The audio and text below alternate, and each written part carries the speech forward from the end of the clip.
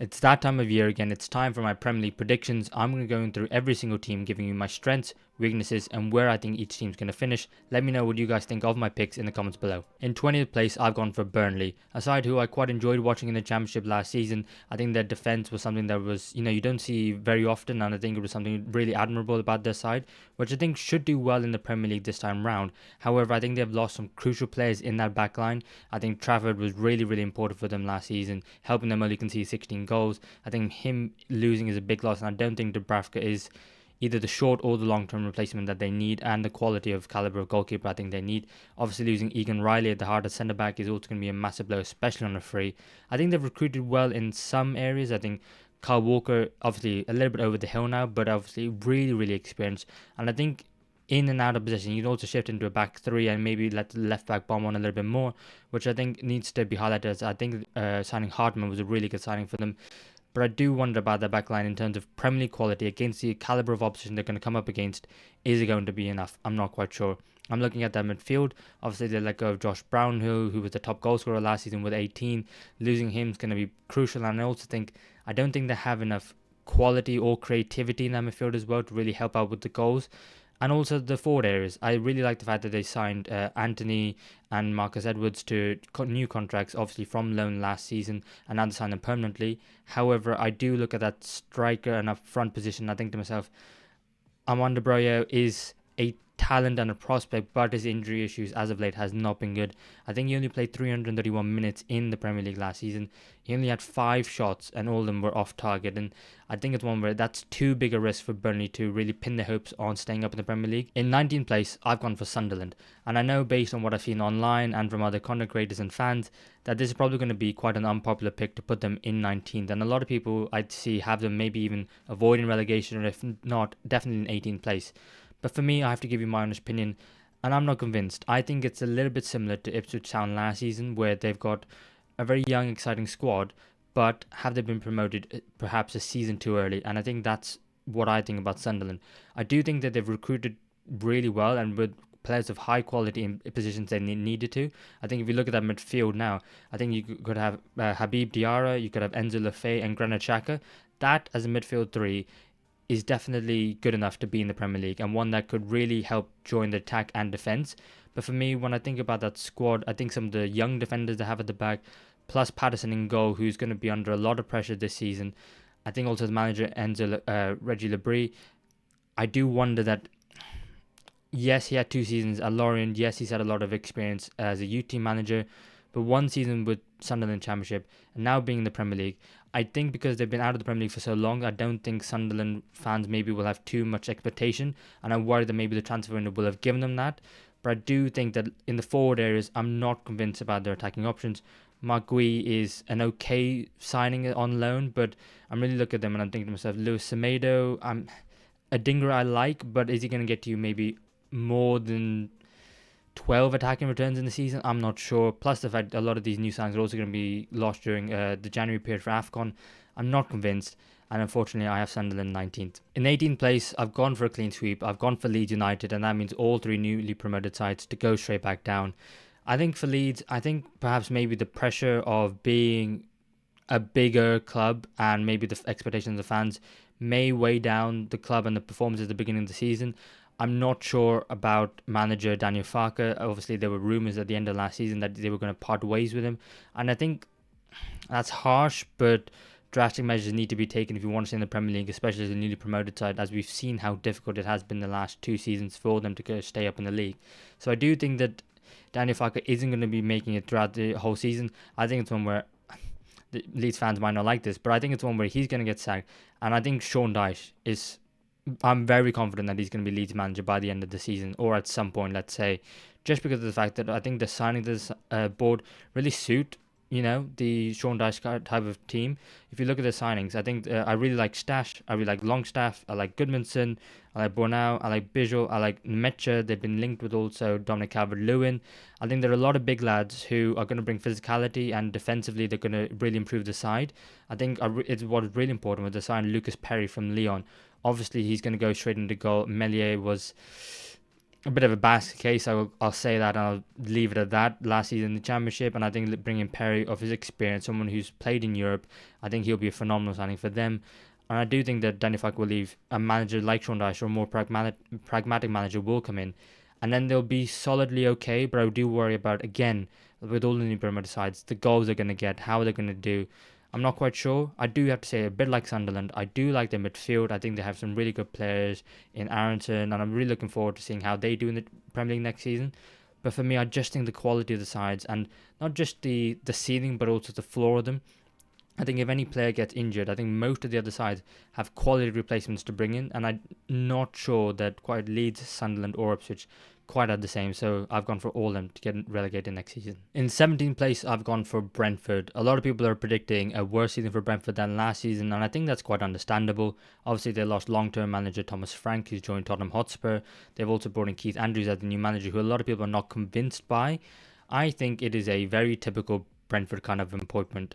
You'd think of Thomas Frank, he was one of the assistant coaches before he became the main head coach.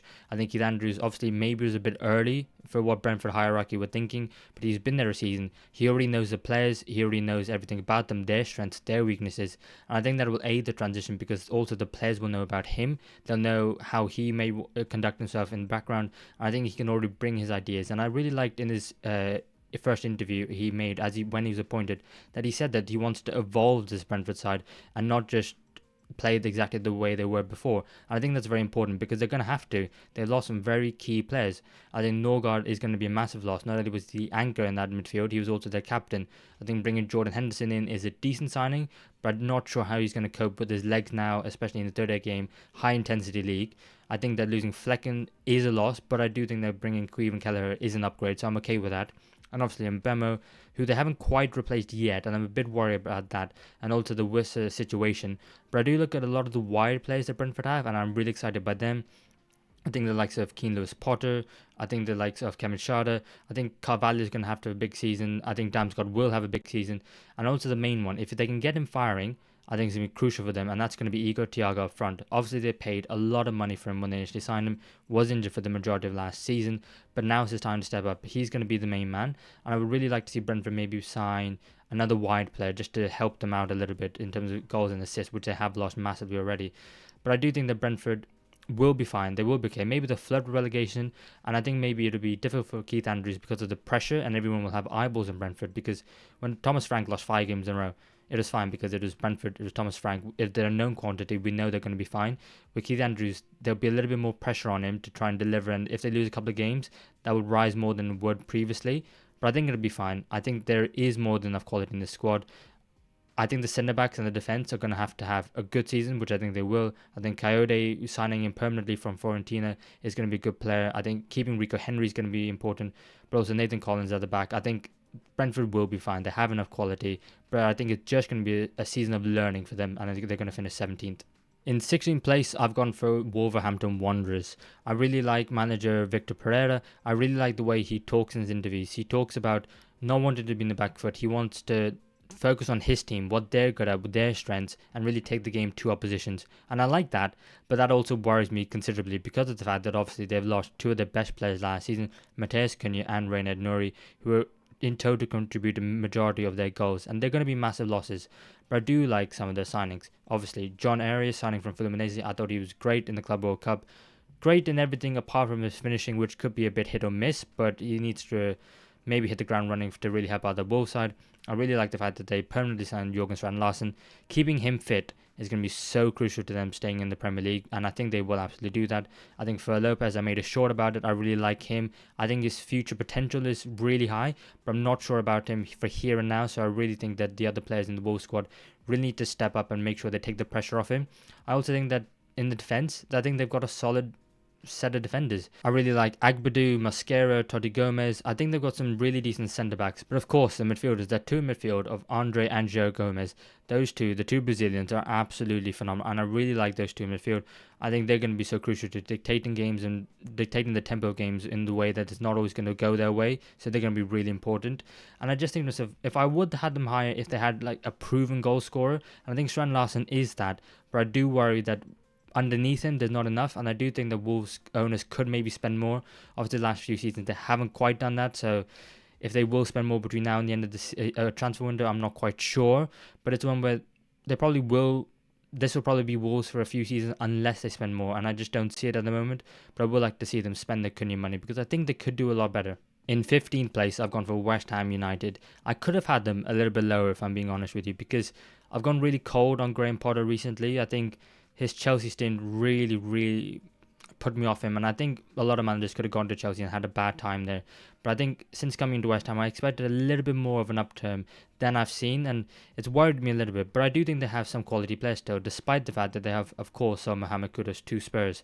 I think in the terms of Lucas Paqueta putting that betting charges behind him, he can have focus purely on his football. You don't know, obviously, the mental toll that would have taken to him and distraction off the field it would have been. So that's good that that's behind him. I really like some of the signings they made. I think they're solid Premier League players. Callum Wilson, Kyle Walker-Peters, Matt Hermanson from Leicester City. But the one that's really exciting me so far is Malik Diouf, the left wing back from Slavia Prague. I think he's going to be a really good addition for that West Ham side.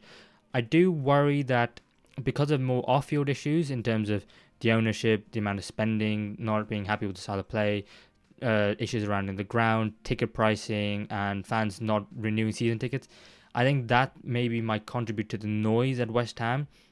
And it's one where if they're in a chance of being relegated and they're kind of in and around it, I think it's one where it could get quite ugly.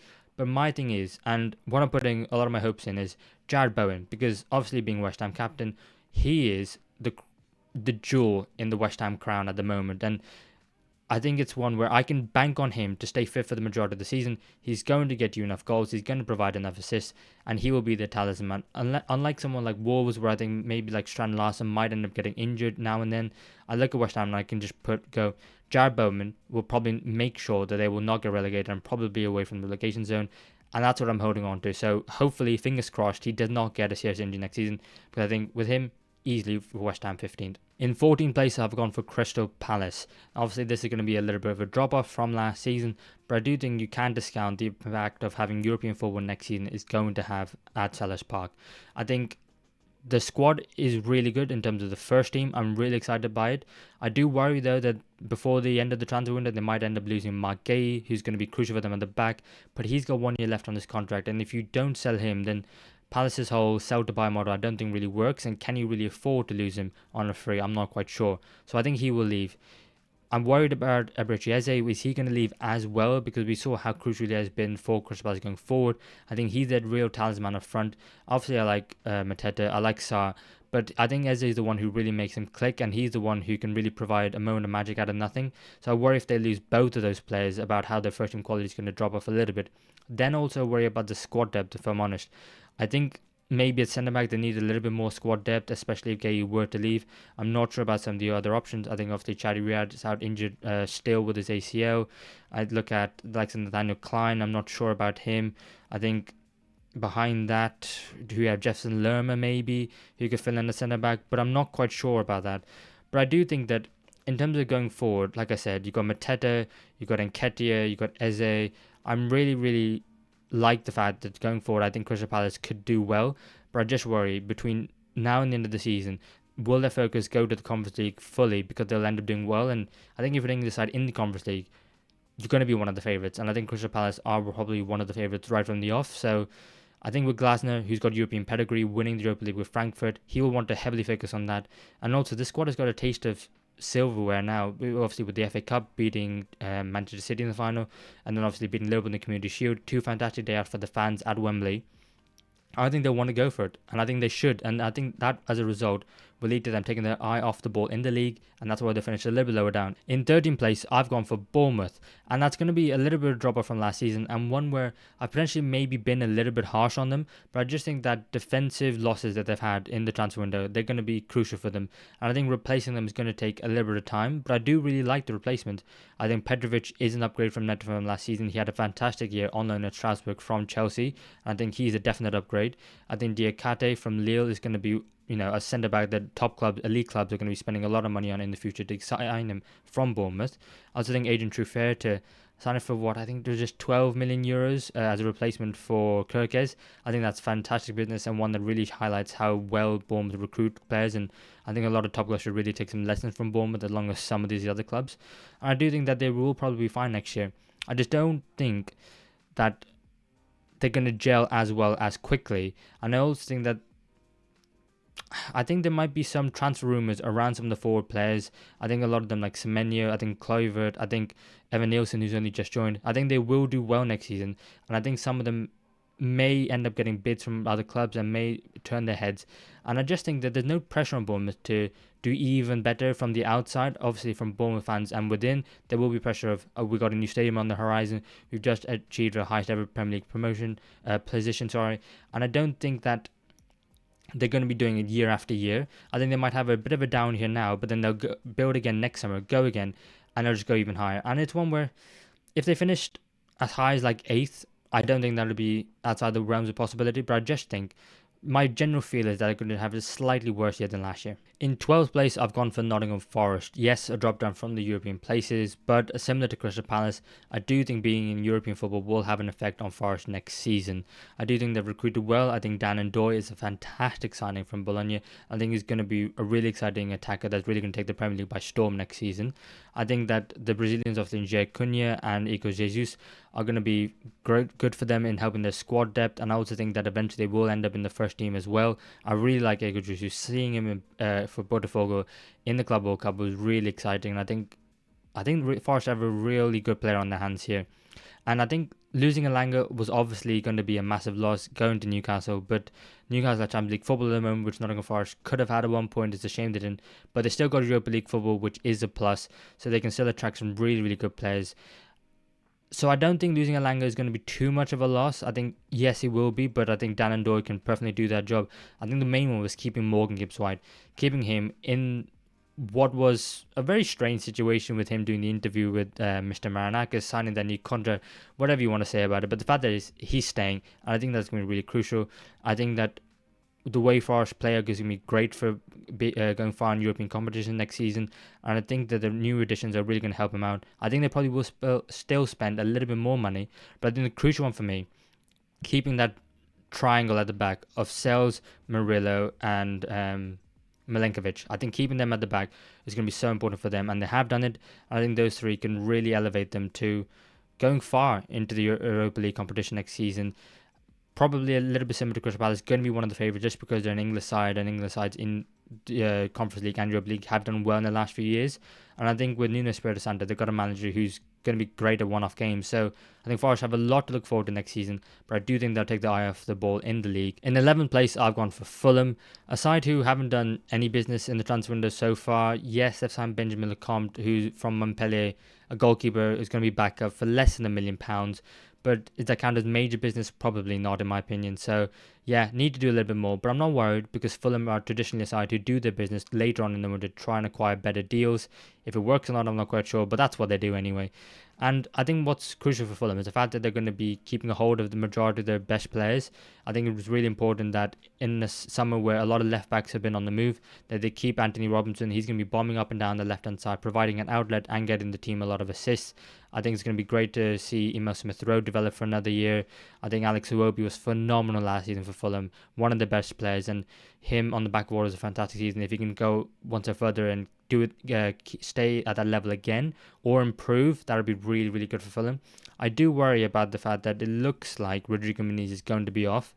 I think Fulham need to acquire a backup striker to back up Raul Jimenez, who was back to his best last year, but he is still 34 years old, so he's going to need some help. I think Adama Traore was a great outlet for them, starting in games, sometimes off the bench. I think his end product really improved and surprised me a little bit, if I'm being honest.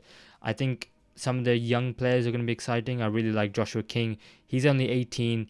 Is he going to get the minutes? Is he going to develop in that first team? Will Marcus Silva give him a chance? I hope so, because he looks like a really talented player. And it's one where Fulham really haven't got many players on that younger side from the youth squad getting into the first team. So it'd be nice for them to do that.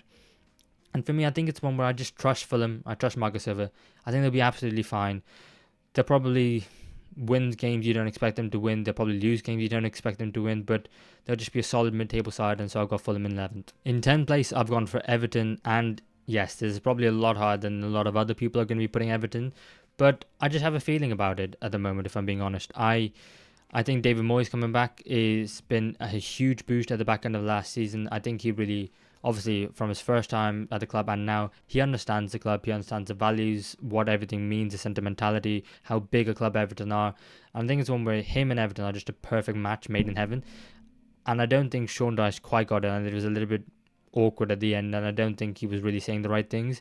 Whereas I think Everton and David Moyes is perfect. Them going into a new stadium, I think I've seen lots of videos and fan cams of fans who've gone to some of the test events, and I'll be honest, I think Everton, and this is just a guess, I think they're going to really enjoy the new stadium. Yes, saying goodbye to Goodison Park is going to be painful after such a long history there, but I think the Hill Dickinson Stadium will be good for them, and I think they will do well there. I really like some of the signings. Yes, they let go of a lot of players at the end of last season, and obviously some of them were just being released. Some of them they had a lot of players on loan who they just let go back to their parent clubs. But I think it was needed. I think it was a refresh as one where they need to rejuvenate that squad. So someone like Tiano Barry from Villarreal, I'm really excited by his potential. I'm not sure how ready he is for here and now. We'll have to wait and see. I think Better will be the starting striker, despite what David Moyes has made some concerning comments in preseason. But I think he will be the starting striker. I think they've signed some good players for depth. I think Mark Travis, they needed a backup goalkeeper. I think Adam Azoun from Bayern Munich, I'm really excited to see, especially going forward. I think he's a lot better than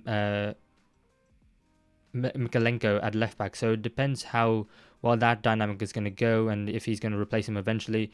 They needed some legs in midfield. I think signing Kieran Dewsbury-Hall and Jack Grealish on loan, I think it's going to be phenomenal for them.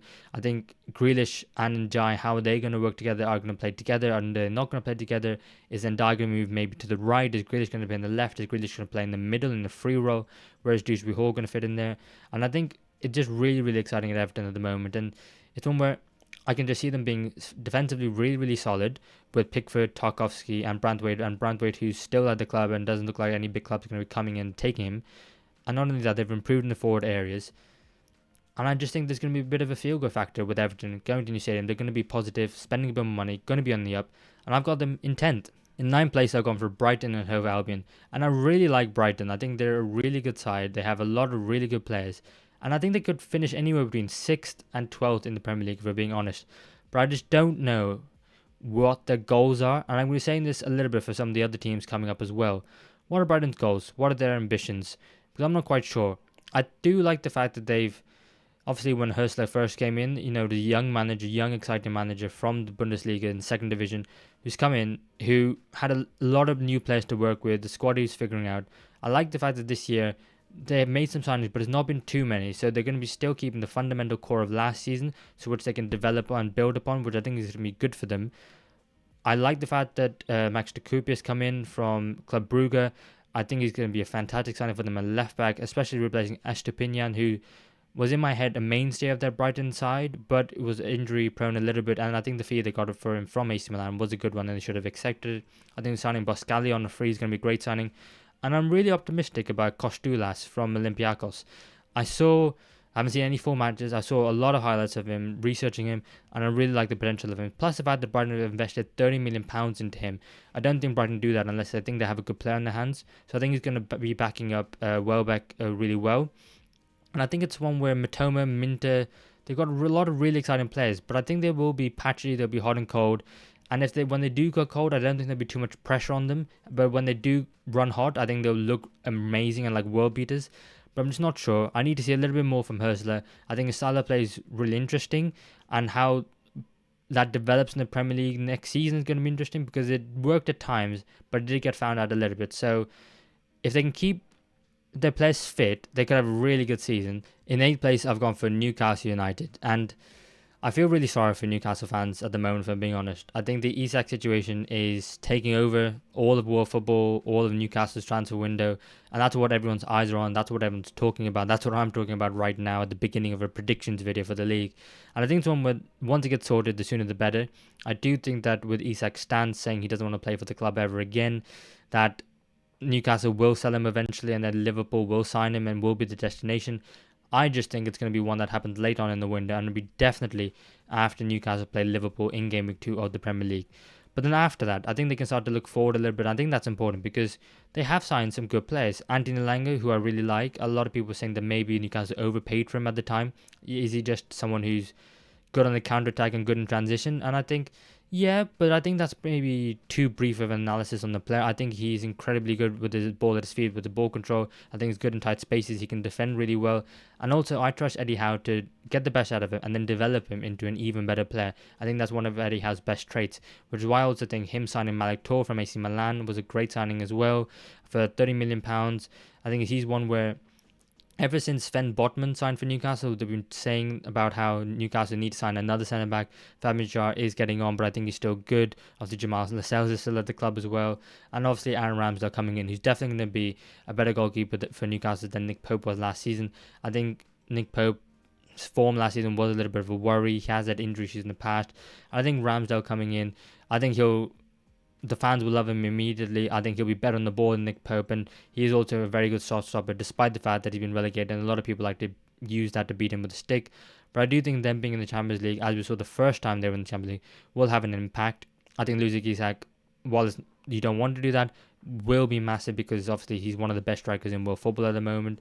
I worry about the depth of the midfield at the moment. I think behind the first choice midfield three, you've got Lewis Miley, who's still a young lad. You've got also Joe Willock, who's good and reliable, but a little bit injury prone. So I think they need a little bit more depth there. But all in all, I think Newcastle finishing 8th with the Champions League campaign is okay season for them, and one where maybe the season after, when they, if by my predictions they don't have Europe, they'll have a better one there. But I think it's one where if you do lose players, it's okay, but it's about investing that into the right players, and I won't know that until I see what happens. But for now, I think Newcastle United are going to finish in 8th. In 7th place, I've gone for Tottenham Hotspur. A definite improvement from last season, I think it's fair to say, but in terms of the league form, it can't really get much worse without them getting relegated. I really like the appointment of Thomas Frank. I think it was harsh to sack Ange Postecoglou, but I think it was the right decision to be made. I think you can't ignore the league form. I think the players who were injured came back and they didn't improve the league form. I think Spurs definitely had one eye on the Europa League campaign, and I guess you could say it worked because they did win it, but the league form cannot be that bad again this season because they're not going to win the Champions League, if we're being honest, Spurs fans, so they have to focus more on the league. I think Thomas Frank will do that. I think they will be just as good going forward. What I'm really intrigued to see is, can he improve them defensively? I think he could. I think Thomas Frank will be more pragmatic defensively. I think at times he will switch between back 4 and back 3, which I was debating in my head about if that's the right thing to do, but I think in terms of coming up against a good opposition, someone who's going to be with better quality attackers than you have defenders, and sometimes you will have to sit back and defend, and I don't think there's anything wrong with that considering what the position Spurs are in at the moment. They're not an all-conquering, all-dominant team, so I think that's fine. I also really like some of the signings. I think João Palhinha, as being a destroyer in that midfield, it's going to be great fun to watch him just slide tackle people and get the ball off him and win it back so well. I really like Mohamed Kudus. I think he's going to be Thomas Frank's Brian Mbeumo for this season for West Ham. And can he get Kudus to get into the form he was in the first time around at West Ham this first season, where he took the Premier League like a duck to water, and you just thought, wow, what a player. Last season was a bit iffy, I think it's fair to say. A couple of reckless red cards, and you can all see the potential in him. You know he's a quality player, but he just needs to bring it out of himself, and I think under the right coach he could definitely do that. I like that Kevin Danso, Matisse Tell, the loan signings were made permanent, and I'm all in all really looking forward to seeing how Thomas Frank sets up his Spurs out. I think it's going to be super exciting. I think it's one where they're going to really do well, I think, next season. And you might be thinking just a 7th place, that's not doing really well. But I think the teams, especially in the top 4, are going to be really competitive. That there's going to be stepping stones for Spurs. If they can get themselves back into Europe next season, that'll be an achievement in terms of league form. If they can go far in the Champions League, that'll do well. I'm really looking forward to seeing how they do. I'm worried about the fact that will they pick up more injury issues. James Maddison's already out for the season with his ACL. Dejan Kulusevski is going to be out for the first month with an injury. So can Spurs and Thomas Frank go about fixing those injury issues? Because if they can do that and keep the players fit, I think they do have a really good squad that could compete on all fronts. But in my opinion, I just don't think they will. In 6th place, I've gone for Manchester United, and this is the one where I think a lot of people will have Manchester United a little bit lower than I've got them, and I think that's fair enough based on what we saw for them last season. Obviously, the worst ever finish in the Premier League. Ruben Amorim coming in halfway through the season and really looking massively underwhelming. I just think that based on what I've seen from Manchester United ever since Sir Alex Ferguson left, they never really have two back-to-back really bad seasons. They always have a bad season, sack a manager, bring a new one in, they have a bit of a bounce, and then they fall back off. And I think this is going to be Manchester United's season where they bounce back up. I really like the signings of Mbeumo and Cunha. I think signing Premier League proven players was a good thing for them. It was a smart thing for them to do, even if I do think they've maybe slightly overpaid on both of them. I think that's fine because you know they're going to be proven quality and they're going to deliver. I really like the player of Benjamin Sesko. I do worry though that people are saying he's a good signing for Manchester United, and he is, but everyone says that without clarifying what the expectations for him are going to be. How many goals is a good season for him? How many assists is a good season for him? In my opinion, based on what I've seen from him at RB Salzburg, scored 16 goals in the league campaign. Then at RB Leipzig, he scored 14 in his first season, then 13 last season.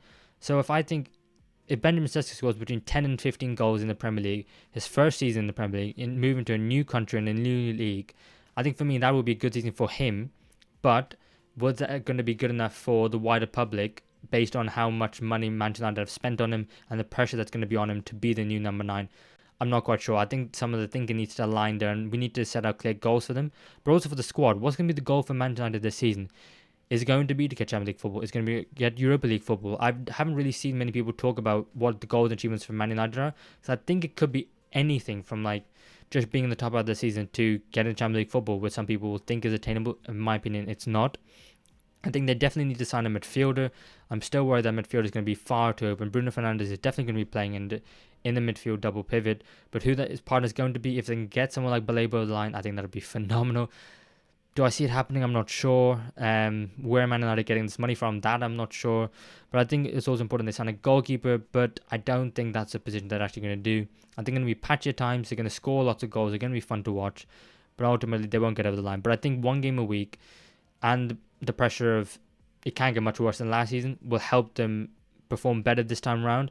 They will have a better year. They'll finish 6th in my opinion, but it won't be enough for Champions League football, and then questions will still be asked of Ruben Amorim, I think maybe further down the line. But for this season, I think they're going to have a good one. In 5th place, I've gone for Aston Villa.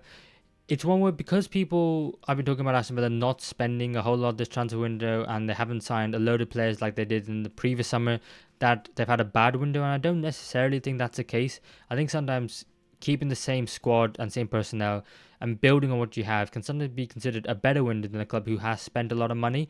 And I probably contradicted myself with what I'm saying here because I'm going to say something different for some of the other clubs. But I think for Villa's case, I think you can argue that point. I really like the fact that they kept Watkins so far. They kept Martinez, both who were heavily linked with moves away this summer. I like the fact that they're giving new contracts to like Luka Dean and Boubacar Kamara. I think keeping them at the club and keeping them happy was really important. And also, I think no one's talking about the fact that last season, Aston Villa competed on so many fronts and did well. They got to the quarterfinals of the Champions League, losing out to PSG, the eventual winners. They got to the semi-finals of the FA Cup, losing out to eventual winners Crystal Palace. And also, they finished, 6th in the Premier League in the end. And they were so close. They were a game away against Man United at Old Trafford from being in the Champions League and getting top elite European football that they wanted again. But it didn't quite work out for them. But this season, with them being in the Europa League and not the Champions League, I think they can rotate in the group stages a lot more, and if I'm being honest, in the knockout competitions as well. And I think that rotation will help out the defence, who got so many injuries last season, and really hampered the defence and their ability to keep clean sheets and not concede too many goals. And I think rotating them in the Europa League will give them a better chance of staying fit and will keep them better ready and better equipped for the league form, which is why I've got them in 5th, because I think the signings they've bought, they're building on the foundations that they've built. I think signing Gasson from Nice is going to be a really good signing for them. It's one where he's going to be the backup. Watkins is going to be the first choice. I don't think there's anything wrong with that. Watkins wants to be the first choice striker. He doesn't really want the competition. And I think Gasson can come in and quite happily be second choice. I really like Oscan. I really like Bissot. I think they're just making smart acquisitions of players who are going to bolster that squad, help with the squad depth, and not really ruffle too many feathers. And I think Unai Emery can develop those players, get the best out of the players that he already has and improve them even further. I think it's one where Aston Villa are going to have a better season last year and get 5th. And maybe I'll say they're going to cup run as well, and maybe they'll bring something, because I think that's the only thing that Unai Emery hasn't done at Aston Villa, which maybe criticise him for, because apart from that, he's done a faultless job so far. So you've probably guessed that last season's top four, I've got them again in the top four this time round. But what position are they going to be in? So in fourth place, I've gone for Chelsea to finish exactly where they did this season. And for me, it's one where I think Chelsea, on the back of winning the Conference League, winning the Club World Cup, that would do great in terms of morale, momentum. And I think it would give the young players at Chelsea the belief that they could go on and do something really special.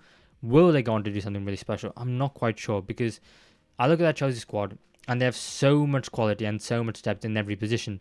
But so do City, Arsenal, and Liverpool, that I don't think it really makes too much of a difference. What I think that Chelsea really need, and why I can't put them higher, is more defensive solidarity. I'm not sure about Robert Sanchez in goal, if I'm being honest. I think he's a fine shot stopper, but ball with his feet, coming for crosses, I'm not sure about him. I think he's too error prone, and one where he's not going to be a goalkeeper that wins Chelsea the league. I worry about the ACL injury to Levi Colwill. I think for me, he was the best centre back last season. Even though at times I think he was a little bit sloppy and made errors himself, I still think he was the best. And him being out, what the centre back partnership is going to be, I'm not quite sure. I don't really like or think, sorry, that I should say, that the other centre backs are of an elite quality. I like Trevor Chalobah, but he's one where he's injured at the moment. He's one where he was loaned out at the beginning of last season. He's not really seemingly fancied because he's a home player. Maybe you can get profit from him. I'm not sure. I really like the midfield and the attack. I can't criticize any of that. The only other thing I can say is that maybe the players that Chelsea have are a bit too young. Maybe when things aren't going their way, is there someone who's going to pull them out, dig the heels in, and drag that side over the line in the game and win the game, win them several games in a row? I think Cole Palmer could be that. I'm not sure about the other players if they can be that. But what I do really like is that Enzo Maresca has been able to keep some of these players quite fit. Reece James being fit for roughly 6 months is unheard of, if we're being honest, considering his recent form. So I think that's really good. Even if he's not playing right back or playing more in midfield, I really like the fact that Pedro Neto has just been staying fit for a large proportion of last season. And if it's one where he can put his injury issues behind him, I think that will help. I think Pedro and Delap are going to be better suited to Enzo Maresca's style of play in terms of being strikers than Nicholas Jackson. And I really like the fact that you can play them for different occasions as well. I do think, though, in the Champions League, they'll have to play some of their best players, which in the Conference League, it was a dawdle, really. They weren't playing some of the best players in the second leg of games and knockout stages because they were doing so well and just thrashing teams in the first leg. But I think the Champions League will take a bit more focus. That'll be a new challenge for them. But it's one they've got so many players, so many new signings, and Hato, Gittins, Pice, Pedro, Delap, so many players, Sarr, who they've loaned back out to Strasbourg. I think they're just going to have a really good season. They're going to be a lot of fun to watch. In third place, I've gone for Manchester City. Why have I not got them any higher? Well, like I've said for some of the other clubs, I think the fact that they've had so much change is something that I'm not sure I'm a massive fan of. Plus the fact that they've got all the players that they signed in January as well. There's been a lot of turnover in that Manchester City squad, and it's one where Pep Guardiola is used to having a very small squad to make sure that he can keep everyone happy and fills it out and pads it out with youth team players. This time around, all of the players in the Man City squad in the first 25 are experienced international players who will probably want to be playing the majority of games. How Pep Guardiola is going to be going about managing those, I'm not quite sure. We'll have to wait and see. I think there's going to be heavy rotation. But also I worry about how they're going to play and go about it because of the fact that they've got so many new signings. How is the chemistry between them going to go? Rodri is going to be set to miss the first few games of the season. He's going to come back, and how's he going to be? He's going to be back to his best? I'm not quite sure. I worry about them a little bit defensively. I worry about the right back position because obviously Mateus Nunes can play there, but defensively against an elite winger who's got rapid pace and acceleration, is he one where he can cope in that position? I worry about Rico Lewis. He looks fantastic on the ball, but he looks very timid off it. And so I think right back is still a position where I'm not quite sure about. And I think maybe one of the centre-backs might end up playing out there. I think it might be one where they shift to a back three with Ryan Ednuri bombing up that left-hand side. I really like the signings. I mean, like, how can you not like Ryan Shirky? How can you not like Tijani Reinders? How can you not like James Trafford coming in? And they look like they're going to be signing maybe Donnarumma as well if Edison were to leave and join Galatasaray, has been rumoured. Also looks like they might be signing Rodrigo if Savinho leaves, which if they were to do that would be absolutely mental. But I can only go off my gut, and I just worry that it's too many signings for Pep Guardiola to integrate. I think it's too much change in that squad. And for me, I've got them in third place again. I think they will still have a good season. I think they will still compete to go far in the league. But will they get over the line? I think not quite sure. I think maybe for them it's going to be 2 years' time, but I could easily be proven wrong at home answer because it's Pep Guardiola, it's Manchester City. That's what they do. They always prove people wrong. So here we have it, the top two. Who am I going to go for? Am I going for Arsenal or Liverpool? Well, in second place, I'm going to go for Liverpool for very similar reasons to Manchester City. They've signed some fantastic players, and it looks like they will still sign some more fantastic players. But I just think that I worry that maybe it's too many new faces at the same time, and I worry that it's going to be too much of an adjustment for the players who are all, like I said, with City, very experienced international players, all going to be playing. How is Arsenal going to cope with that demand and rotation? I think it'll probably be fine because they got 60 games, but it still does worry me a little bit if I'm being completely honest. And I also think that the signings that they've bought in, they've been fantastic. I mean, how can you not like Mamadashvili coming in? How can you not like Frimpong, Kerkez, who else they signed? Ekatike as well so far at the time of recording. How can you not like those signings? But I just worry that in terms of the forward areas, I worry that they've lost a little bit of squad depth. I think last season we talked about Liverpool having 6 amazing attackers, 6 senior international attackers who all provided something different, all had different attributes that they could bring to their game. And now when you look at it, obviously the tragic passing of Diogo Jota, no one could have foreseen that. That was a circumstance that you just can't predict. But then obviously selling Darwin Núñez, selling Luis Diaz, Federico Chiesa doesn't seem to be fancied at the club anymore either. I worry all of a sudden they've gone from 6 attackers to 2 in Salah and Gakpo. Then they sign Ekatike to make it 3. If they get Isak, maybe it'll be 4. But I worry that with this being an AFCON year as well, I worry there's not going to be enough attackers. We saw in the Community Shield that Arsenal didn't really bring on Rio Ngamoa, who in my opinion should have been coming on because I think Gakpo was flagging a little bit. I think it's more, is Arsenal going to trust him as a young player? I worry that in the back line, is there going to be enough depth? And it looks like Liverpool might be signing Mark Gay. They might also be signing another centre-back as well. But at the time of recording, that hasn't happened. That hasn't gone over the line. Do I expect it to happen? Maybe. But if it does, I'm not quite sure. And I worry about the fact that is Arsenal going to be able to keep all these players happy? I don't know. I just think it's too much. I worry about the defence, and that's not just on the back of Community Shield. I worry aerially about Frimpong. I think in terms of his pace recovering, I think he's been really, really good in preseason, and one that's actually quite surprised me how good he's been defensively. Aerially, how is he going to cope with a side like Leeds, for example? We've signed a lot of high defenders who are very tall, very physical. How are they going to cope with that? Kanate has 1 year left on his contract. And all in all, I just think it's a little bit too much change, in my opinion. And just a gut feeling, me as a Liverpool fan, I would rather Liverpool win the league. I think they could, but I just don't quite think it's there. And I just have a feeling that it's not going to be their year. And so in first place, I have put Arsenal. Why Arsenal ahead of Manchester City and Liverpool? Well, I just think that in terms of the signings they made, some of them have been squad players, some of them have been first team players, but they've gone out, they've identified issues in that squad, and they've just put in players to fit that role perfectly. And so I think that with Arsenal and this squad get into 3 consecutive seasons of finishing second, I think the Arsenal fans, the club, the players, the manager, everyone knows what they need to do. The club is aligned in that vision. They need to go out and win the Premier League. Yeah, if they go far in the Champions League, that'd be great. If they can win a cup competition, that'd be great. But with the money they spend, they need to go out and win the Premier League.